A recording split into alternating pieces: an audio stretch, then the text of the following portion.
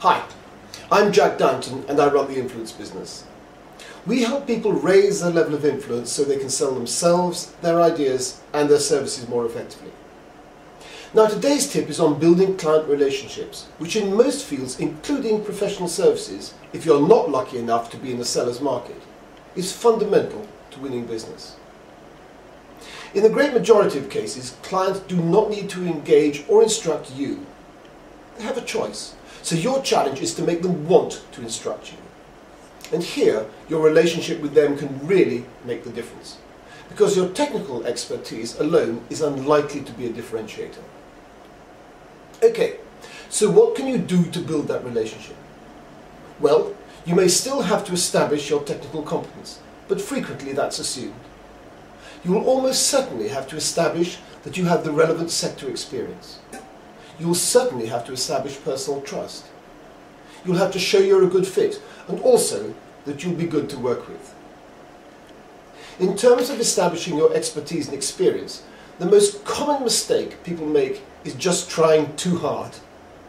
They feel that they have to impress the client by telling them stuff. Now this creates two massive problems. Firstly, everything you say is based on an assumption of what you think the client wants.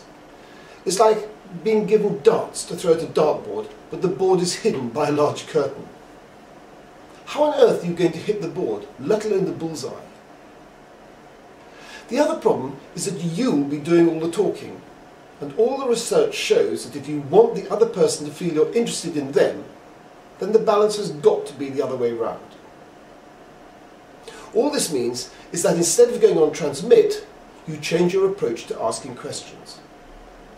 Your insightful questions will not only be the most effective way for you to demonstrate your expertise, but if we go back to our dartboard example, it means that you then pull the curtain back, reveal the dartboard, and can now focus on hitting the bullseye, namely on what is really important to your client, rather than what you assume is, or simply what you just want to talk about.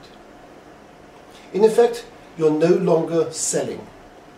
Instead, you're attracting. And nobody likes to be sold to. Now you build up trust by being transparent, having firm but not aggressive eye contact, being authentic yet relaxed, and answering questions with total integrity. So if you don't know the answer to a question, you say so, and perhaps offer a view. At all costs, don't behave like a politician. We all know what level of trust they engender in their electorates. And part of that is that they will seldom answer questions where they're uncomfortable.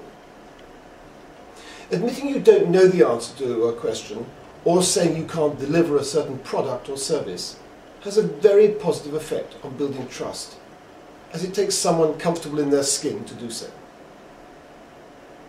Now, if you found this useful, why not subscribe now?